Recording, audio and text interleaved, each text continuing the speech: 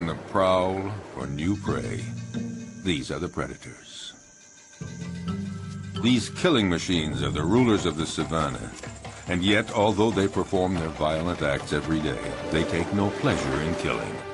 Rather, it's to survive. For them, as for their prey, life is a daily challenge. In the African savanna, right at the top of the food chain, are many species of big predators. Among them, the crocodile. The only survivor of the dinosaur era, a crocodile can be virtually invisible to its prey. He will lie in wait, submerged, motionless, even for hours.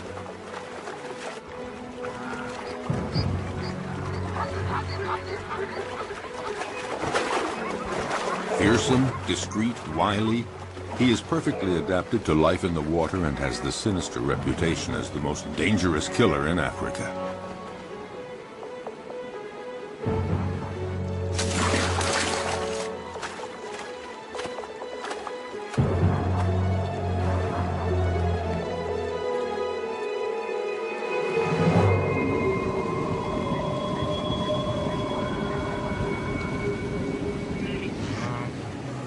Predators have an essential part to play in the functioning of their ecosystems.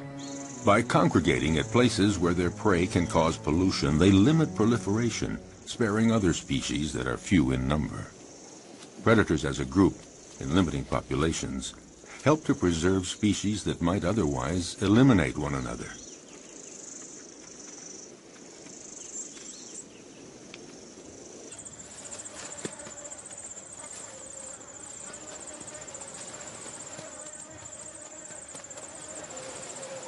In the end, nature is well managed, because any given area always has just the number of predators it can handle, and no more.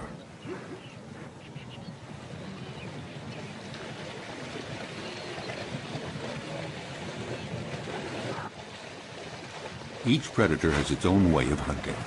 Their strength and speed seem to protect them from many dangers, but their never-ending need for food, for survival, drives them constantly to keep hunting. Even when prey is abundant, chances of success are never sure. Often it depends on the strategy of the attack.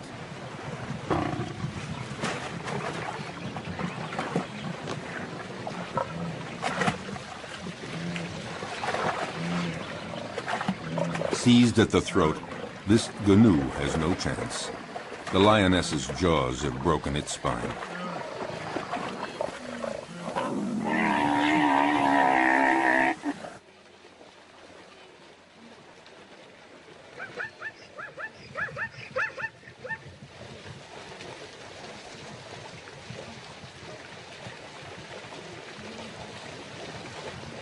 But the lioness can't lift her prey out of the water because the creek became too muddy during the dry season. She has to devour the animal here where it was killed, a rare practice. Usually several lionesses hunt together, but there are occasions of solo hunting, and then the lioness can rely only on herself to defend her kill. The prey has barely been taken when other predators start pointing their snouts toward the meal. Yes, it is not enough to hunt down and kill your prey. You have to defend it, too. The fury of a lioness can be fatal for a hyena. The sudden appearance of a buffalo might improve the hyena's chances. But is the big animal a real danger for the lioness? The buffalo keeps approaching, trying to frighten the lioness away from her kill. The herbivorous avenger forces the lioness to flee up a tree. High up in the acacia tree, she keeps a needle-sharp watch on what is happening below. Finally, the buffalo lets the lioness come down, and the hyena sees his chance evaporating. In fact, the hyena gives up. The lioness could return to the dead prey at any moment to finish her meal. No, the hyena would rather try elsewhere, where a family of cheetahs is hunting in the area. At one point, the contest threatens to become fierce unless the hyena is content to be a little patient.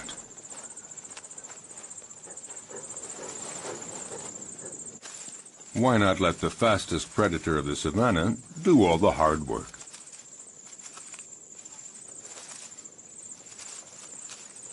The female cheetah hunts alone because she can't count on her progeny. In this case, 3 teenagers. They're too young and too clumsy. Her hunting technique is simple. Just race to the prey as fast as possible and deliver a powerful swipe of the paw to throw the animal off balance. Once it's on the ground, the cheetah's powerful jaws sink teeth into the throat, and that's that. Once she sets off, there's no turning back. There is no room for error. Yes, this may be the fastest animal on Earth, reaching speeds of 100 kilometers per hour. That's 60 miles per hour. A gifted sprinter. But she soon runs out of breath and finds it hard to take the turns at high speed.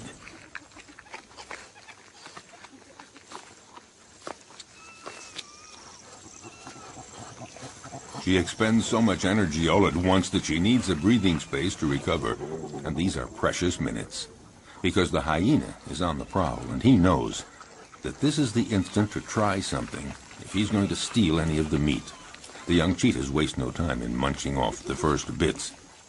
The cheetah senses danger, but what can she do? These kids are too clumsy to make any sort of organized resistance.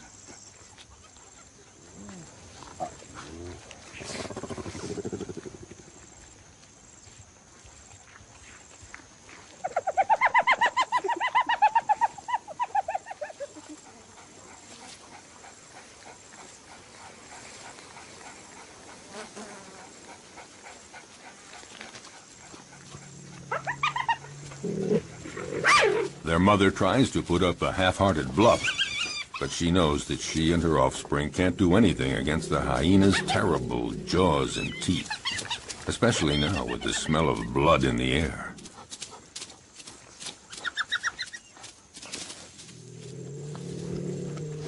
She doesn't even try to fight.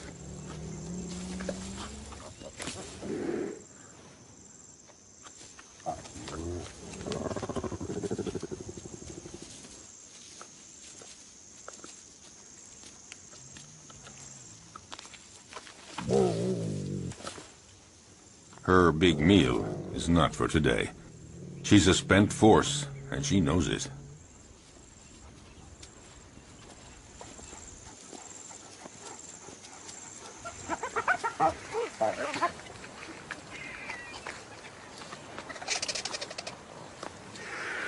The scent of blood draws many scavengers.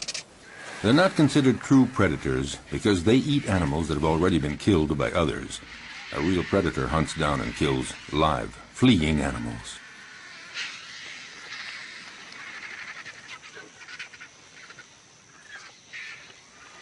As for the hyena, his patience has paid off, and he can eat to his heart's content.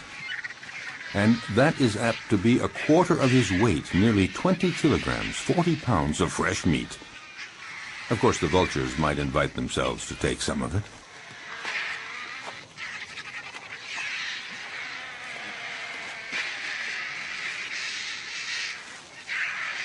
A jackal is prowling around, but he's no match for the hyena.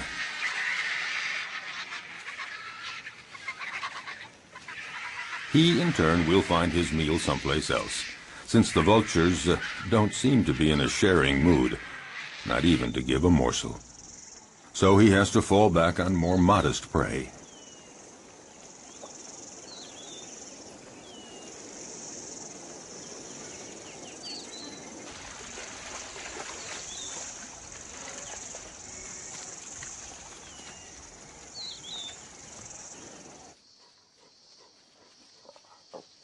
Lichens, or wild dogs, are also considered prodigious predators in the savanna, the equals of cheetahs and even lions. They're among the carnivorous animals that hunt during the day.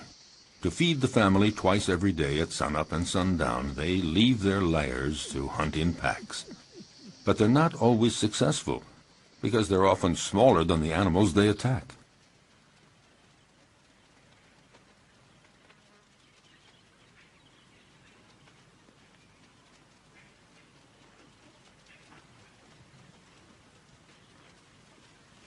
These creatures are classified between the dog and the hyena, and they're sometimes called hyena dogs.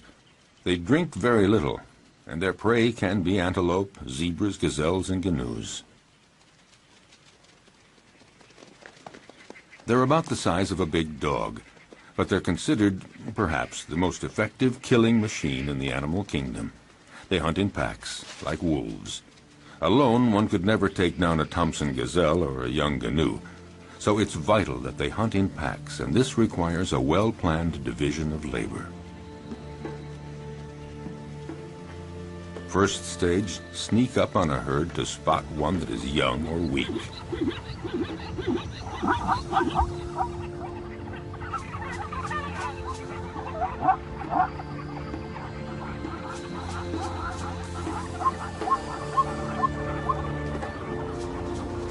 Next, chasing down in relays.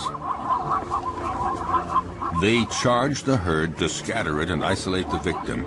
And when that one starts to flee, the wild dog at the head of the pack takes after it at speeds of 50 kilometers an hour, 30 miles per hour. Their strength is in their numbers. The chief directs the whole procedure, but actually getting the prey is seldom as easy as it first appears. They succeed in 2 out of 3 hunts.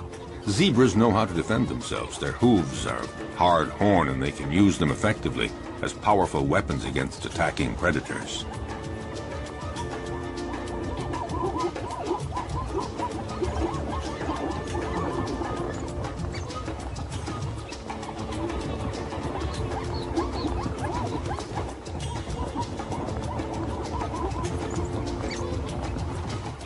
This time, the zebra herd manages to fight off this pack that isn't really prepared for this morning chase. Herbivorous animals know how to put up a good defense. Elephants stand very tall, and they fear none. But the others have to learn the behavior patterns of their potential predators. They know when they're hunting and when they're not.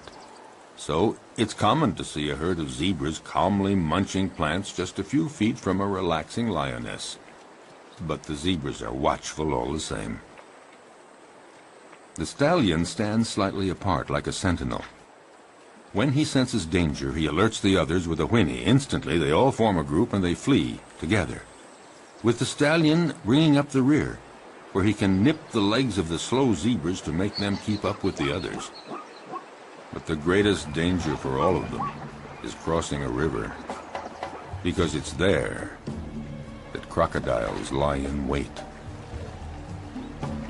If crocodiles are seen as the most frightening predators on the planet, it's because they're not only clever and strong, they have another weapon: their patience. They can go for months without eating, but after a fast like that, any prey passing within range of their massive jaws would have to be very lucky to escape. Armed with about 70 teeth, a thick body armor of scales, and powerful appendages that they can use to leap their full body length, their attacks are furious and frightening.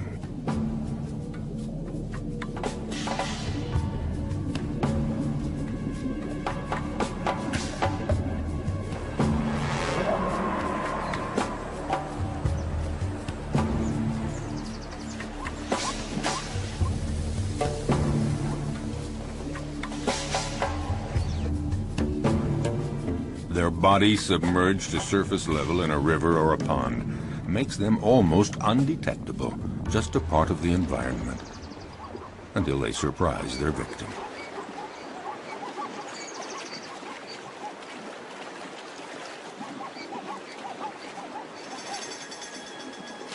Buffalo, zebras, antelope, these are perfect prey. And slippery shoreline mud or steep riverbanks often make it hard for the prey to get away.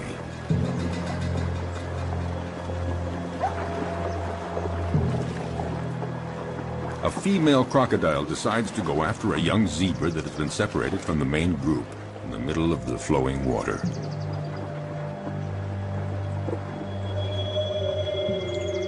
It's not a fair fight. Alone, terrified and wounded in the river, the animal doesn't know where to go or how to get away. The female crocodile tries to drag the wounded creature down into the water, but the youngster is resisting ferociously. It's hopeless. The crocodile has to have a better hold. The prey might get away. Whatever it takes, she has to get a firmer grip with her jaws, and in those few seconds, the zebra could get away.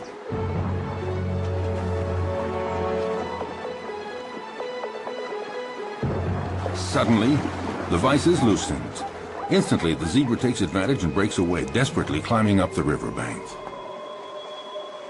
Exhausted by the violent struggle to stay alive, the young zebra has to rest. But lions are always prowling along the river, seeking new prey. The young zebra's minutes are numbered because she is wounded. And in the savannah, a wounded animal is as good as dead. Here at the river, the lions have this prey for the taking. In fact, they have a wide choice of animals that are fatigued from crossing the river, or sick, or wounded, the ones that trail behind the herd.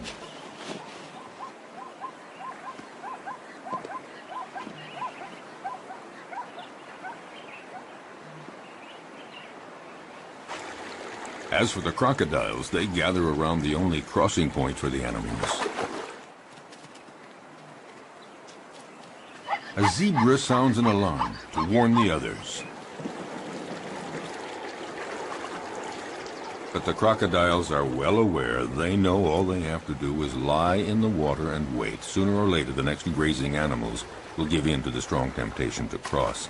It might be Thompson gazelles, eager to find that greener grass on the other side. For them, crossing the river is a real adventure. They're too small to resist the current. They wait, hesitating to take the first step. But for all their fear and reticence, the lure of the wonders sure to be found on the other side becomes too strong.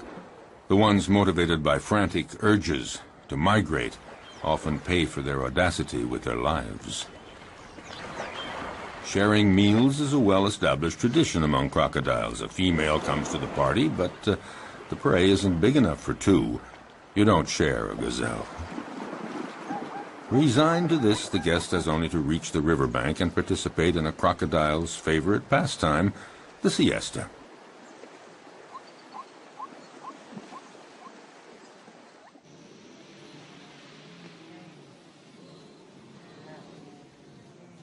But during the mass migration across the Masimara Plains, danger comes not only from crossing the river, it lurks everywhere.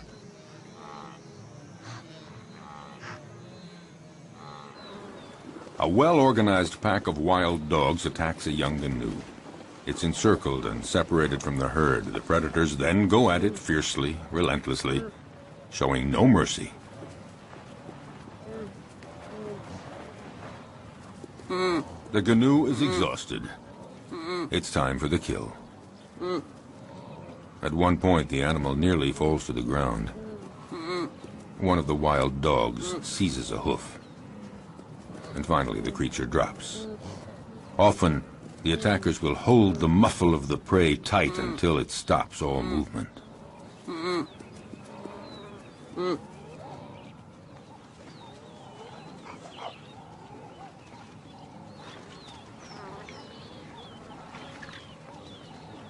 Now it just remains for the predators to share the meal. Back at the lair, a part of the meal will be regurgitated by the mothers to feed their young.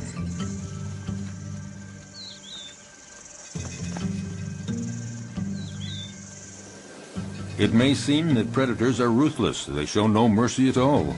But they kill only when they're hungry. Their potential prey senses this. As we saw, herds are often oblivious to lions walking almost beside them.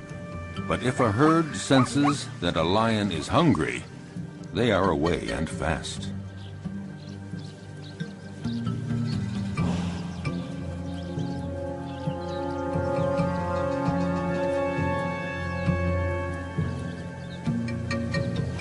Yes, usually lions hunt in groups, or rather the lionesses hunt in groups. Males take no part in the hunting. They are content to feast on what the females bring in. What lions like most are gnus and zebras, the slower animals that are easier to run down, not the gazelles and antelope. Actually, hunting any animal is always difficult.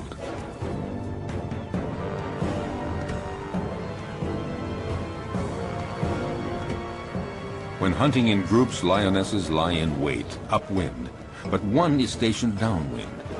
They wait for the right moment, and then come out all at once, heading straight for the herd. The targeted animal is, of course, terrified and runs in all directions. There's every chance that the ambush will be successful. It is said that the zebra has an anti-lion camouflage. When they're running fast and trying to get away from the lions, their stripes create an optical effect that makes it difficult for a lion to distinguish where one zebra starts and the other ends. Unfortunately for the zebras, the effect isn't very effective.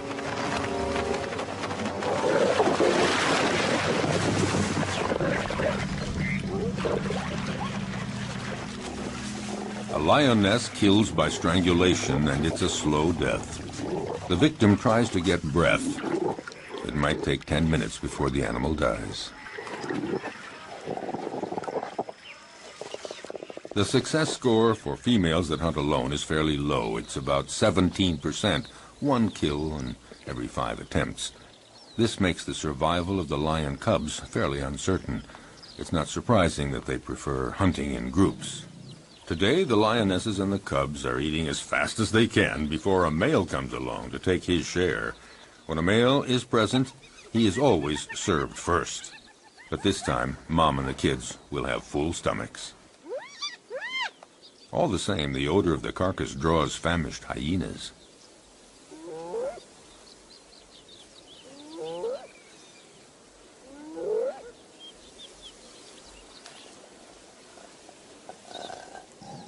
The banquet attracts envious neighbors. The hyena moves in closer, no doubt convinced that the moment has come to make his move. But the lionesses have no intention of letting him get away with it.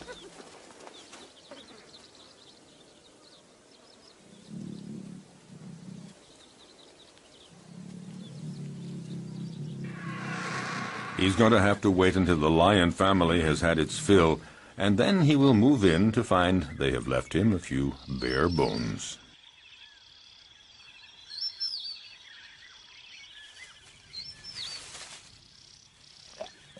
No, not much chance that the lions will leave much for the hyena. Well, if there's nothing here, the hyena has to resume a solitary quest. Why not seek out tender prey, fresh meat, for instance, an unsuspecting, defenseless baby cheetah? For out in the wild, hostile nature, the lives of the young, whether predator or prey, are often precarious.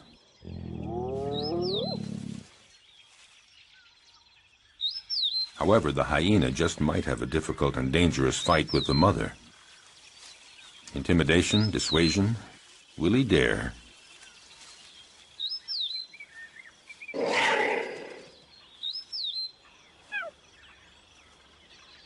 No, the risk looks too great. The hyena goes on his way and keeps on the prowl for other prey.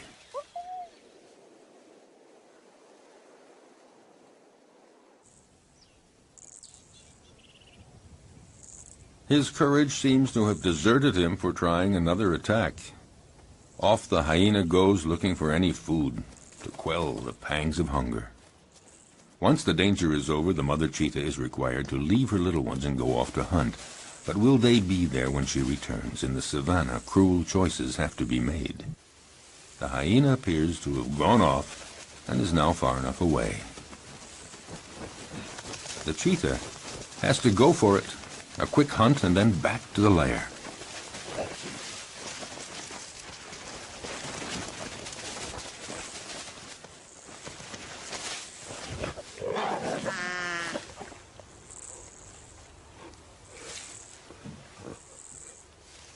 The hyena is watching all this.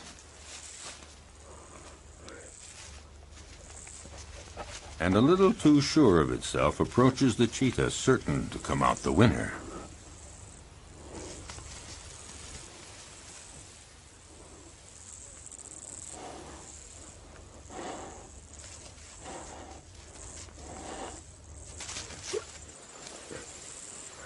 But just then, a new character walks on stage, one that was not expected, a lioness.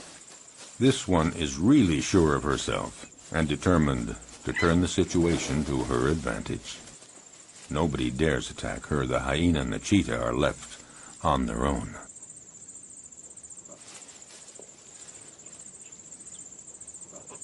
Indifferent, the lioness ignores them with the arrogance of a victor.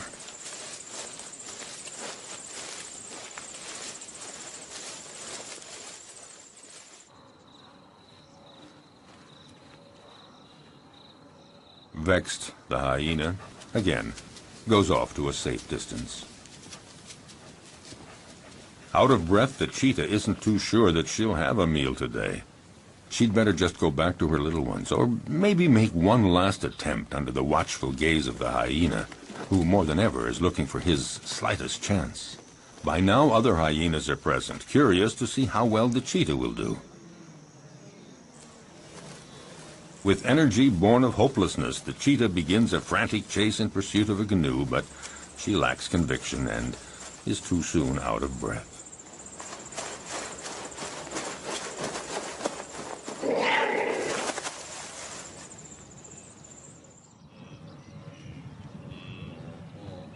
Even the gallery of watching hyenas doesn't think that she'll succeed. However, they join others of their pack and profit from the panic caused by the cheetah to attack a wounded canoe. The lone hyena would very much like to join the party. Well, aren't there cordial relations among all members of the same species?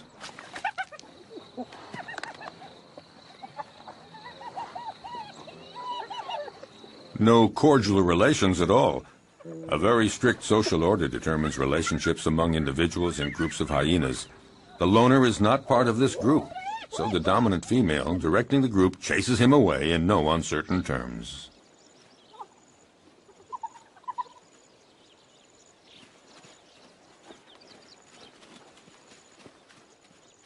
Nothing can be done, so it's best just to melt away into the distance.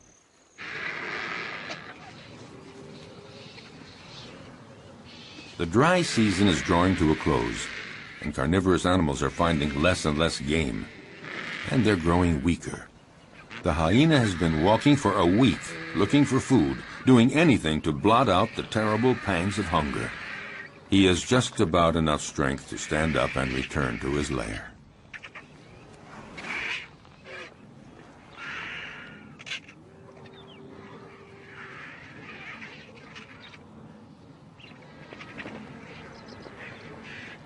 Oh, he knows the vultures are waiting for just one thing, for him to lie down and not get up. But hyenas belong to a species with incredible resistance. Gathering up all his strength, he sets off on his quest.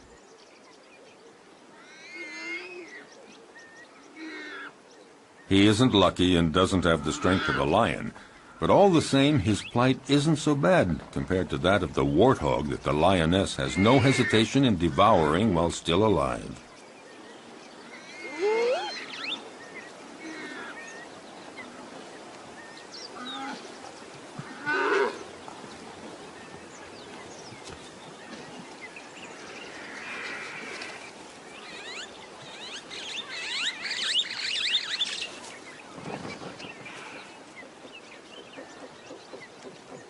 The hyena was right to wait around for a while.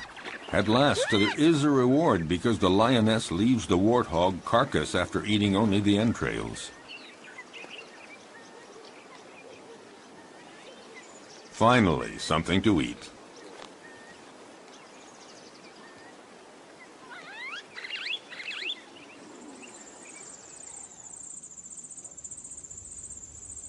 Even among lions, survival isn't always so easy, at least not for the cubs.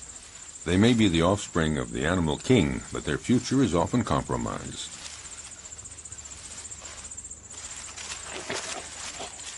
Power and strength characterize the lion, but the cubs are vulnerable, and danger lurks everywhere, even within their own group. Actually, among the lions, everybody seems to be getting along with a certain intelligence. The females within a family are taking good care of the little ones. A female will submit to any sort of nuisance from the cubs, and will even take care of the ones that are not her own. So the females remain calm, but it's quite different with the males. They guarantee reproduction, and they protect the females and the cubs, but they can turn dangerous for the cubs. Unmindful of his tremendous strength, a male who is annoyed by a cub teasing him just might kill the youngster with a swipe of his paw. Lions like to live in a stable family group, and yet the young ones, especially the newborn, are always vulnerable. Prudently, a female about to give birth distances herself from the group and finds a lair where she can have her cubs. She wants to find a natural hiding place where hyenas and jackals and cheetahs can't get at the little ones, and to keep them safe from the male lions that might come to take them. A female may have as many as 6 cubs at a time, but only 1 in 5 will survive to adulthood. Cubs are most fragile during the first 20 months. Then they are young adults. The mother lioness has to leave her cubs in the hiding place and go out to forage for food, but she never knows whether when she returns she's going to find them dead or alive. Will they escape the prowling predators? The lioness is now isolated from her group, and she has to hunt alone. Her predatory hunting instincts have to overcome her maternal feelings.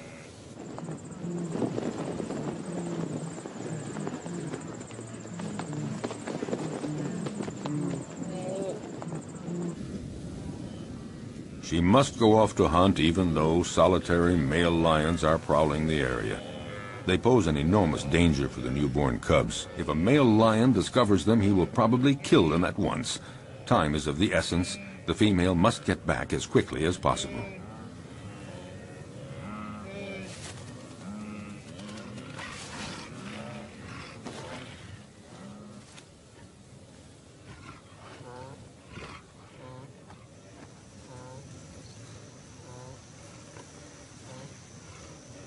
A lion, alerted by the noises, emerges from a thicket. A male lion does very little in life. He sleeps and takes care of reproduction, protects the group, and eats to his fill whatever the lionesses bring in from the hunt. And usually he's first in line. The lioness is well advised to catch her breath quickly and start eating as much as she can to regain her strength before the male shows up.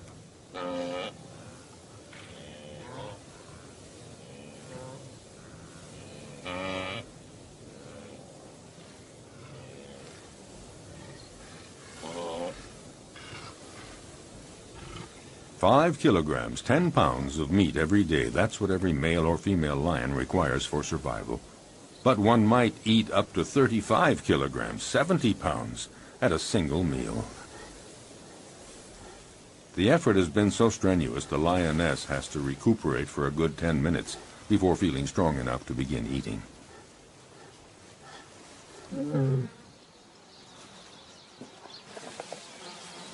Drawn to the food, the male approaches the female. She submits because she knows the social order within lion groups. Males take first. Hence the lion's share, and here it literally means that he takes all the best pieces for himself, and he takes them before anyone else in the group. A male lion can be the most powerful predator of the savannah if he chooses.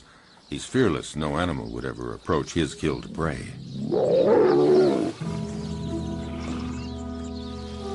The lioness can only wait, resigned to the situation, and go off to her cubs.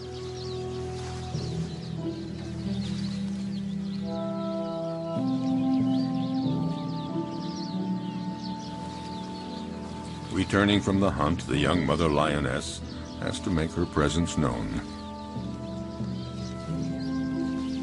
A cruel surprise awaits her. Her little ones had a surprise visit from a solitary male lion that happened upon them. Only 1 cub remains, but it's dead.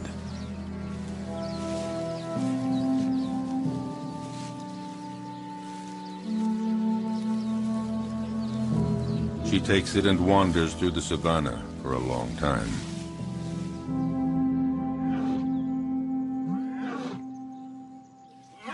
Before she can bring herself to give up the cub's body to the vultures.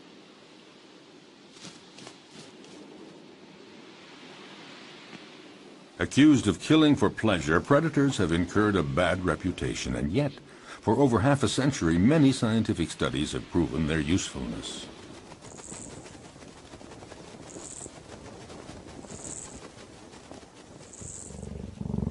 A number of predators are key species that enrich their region and determine the structure of animal communities. They maintain a good balance between various species. Attempting to suppress the predators to protect nature is a mistake, because any place without predators is not a stable environment. On the contrary, it's an artificial habitat made poorer and more fragile.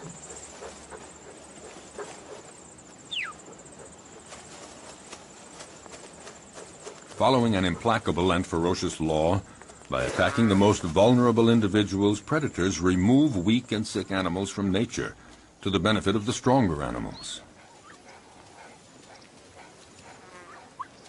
For all that, the life of a predator is not so simple. Nature's implacable law applies to them, too. A sick predator, one that is wounded or not very good at the art of hunting, will in turn disappear.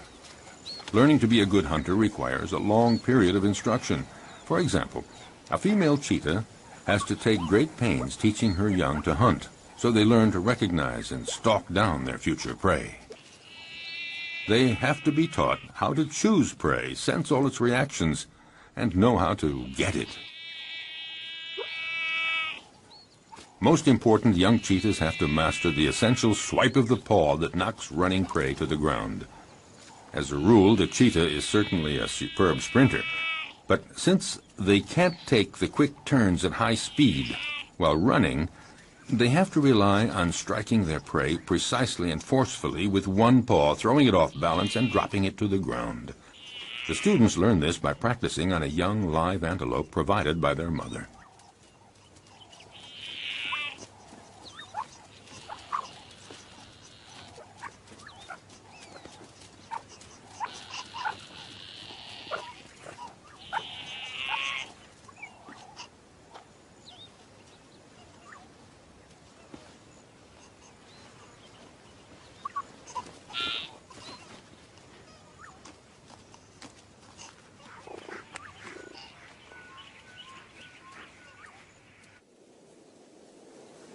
In the broadest sense, being a predator is feeding on other living creatures.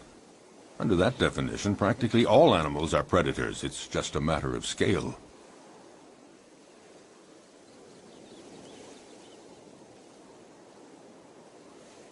In the savannah, baboons are for the most part omnivorous, but sometimes they reveal themselves as accomplished predators.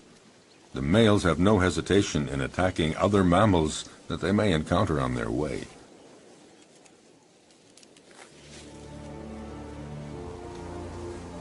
They can be terrifying opponents. Their bite is awesome. A powerful dominant male has caught a small gazelle. He doesn't wait for the prey to die before devouring it, right in front of his underlings.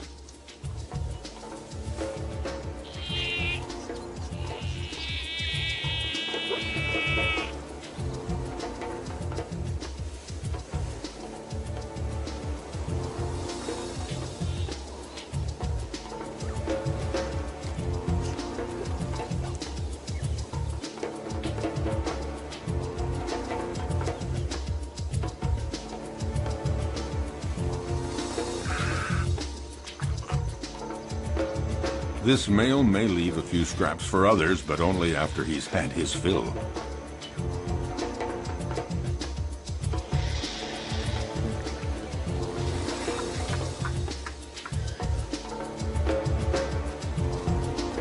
In the savannah, death is a part of everyday life. The baboons set off for new horizons.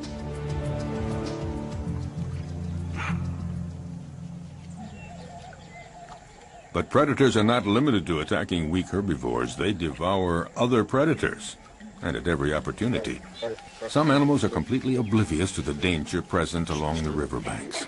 Like young baboons, apparently, the smaller the predator, the more invulnerable they feel.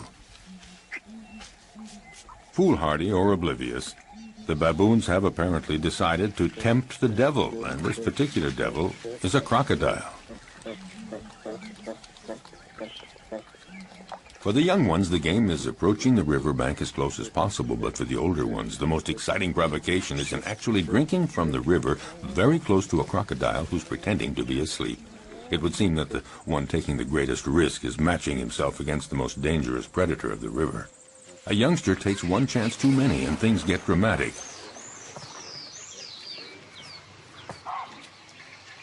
The alert is sounded, but it's too late. The entire group looks on helpless, seeing the young baboon in the jaws of the hungry crocodile.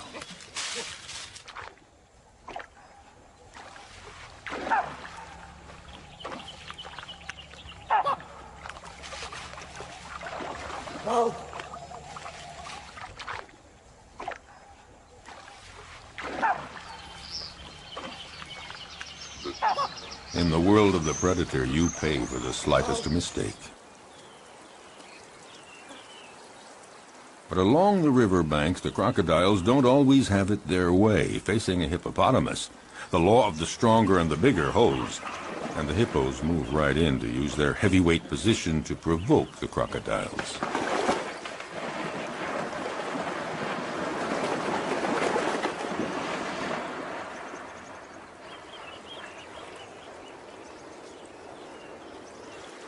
The hippos and the crocs live together in the river. The crocodiles may present no direct threat to the hippos, but all the same, they might go for a young, defenseless crocodile. Defending territory, provoking, hippos are quick to show disdain for the crocodiles as soon as they're big enough to intimidate them, and in response, the crocodiles feign indifferent. Even the youngest get in the game. On dry land, the adult crocodiles do their best to frighten the hippos.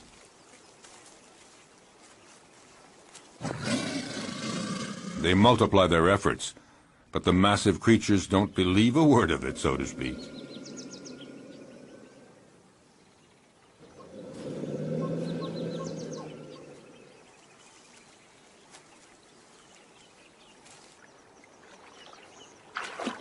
If duels between adults held on land seem not really dangerous for the combatants, it's not the same in the river, when the crocodiles are again in their preferred hunting ground.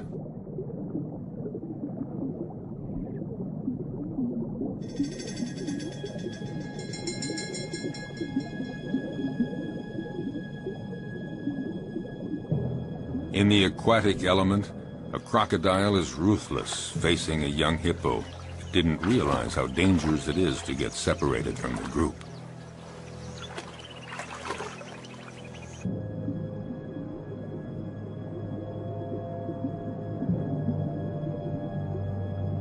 Cunningly, the crocodile approaches slowly.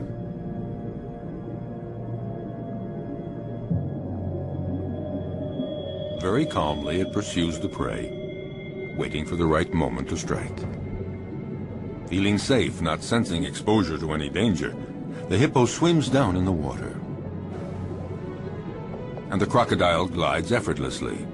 He's in no hurry.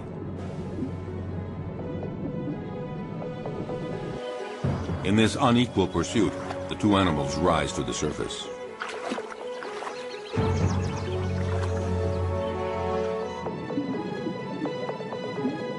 It only remains for the crocodile to pounce and pay no penalty.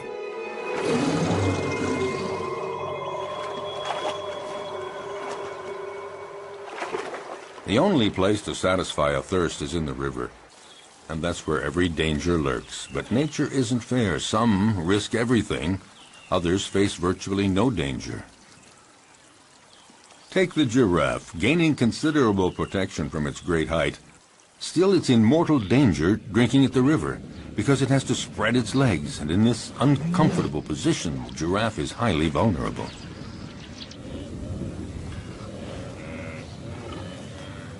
If there's no shortage of game here, it's because every year the migration cycle of the herbivores of Serengeti conducts 1.5 million gnus and countless other animals across the Masai Mara Plateau to Kenya to spend the summer. Waterholes and the whole environment provide predators with a happy hunting ground, and these meat-eaters take full advantage. Nevertheless, the actual hunting is far from assured.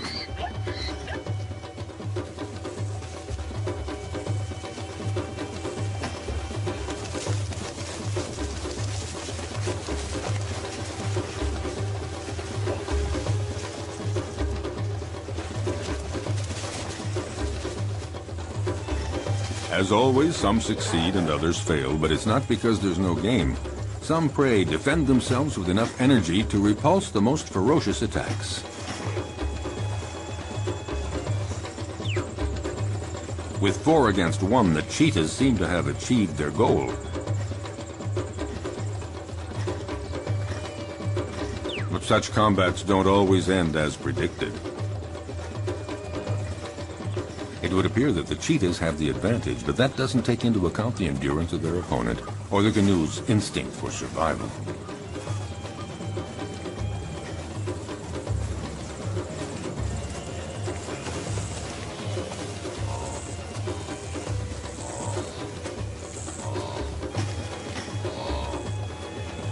Despite the ferocious attack he has endured, will the canoe's stubborn refusal to give in result in his eluding his attackers?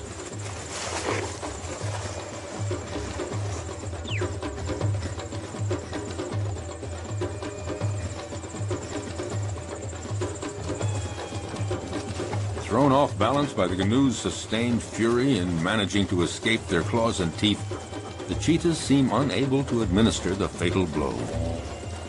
Suddenly, in an astounding burst of energy, against all odds, the canoe does manage to escape from all those predators. Totally exhausted by all this, the cheetahs give up.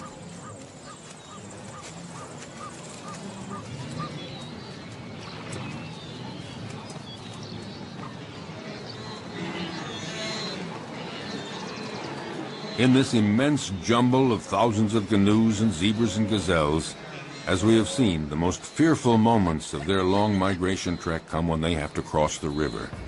But paradoxically, if it's their great number that attracts predators, it's also their massive numbers that provide their best defense against the feared crocodiles.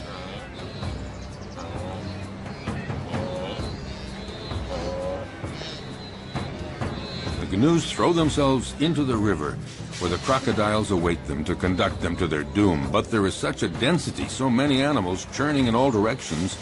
In this confusion of horns and hooves, the crocodiles are confused, unable to find a precise target.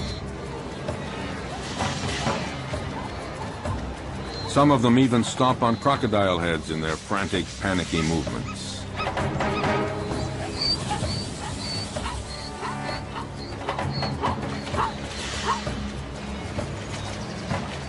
This superabundant flow of animals disorients the predators, but any animals that stray from the central melee, any out on their own, are instantly victims of ferocious crocodile attacks.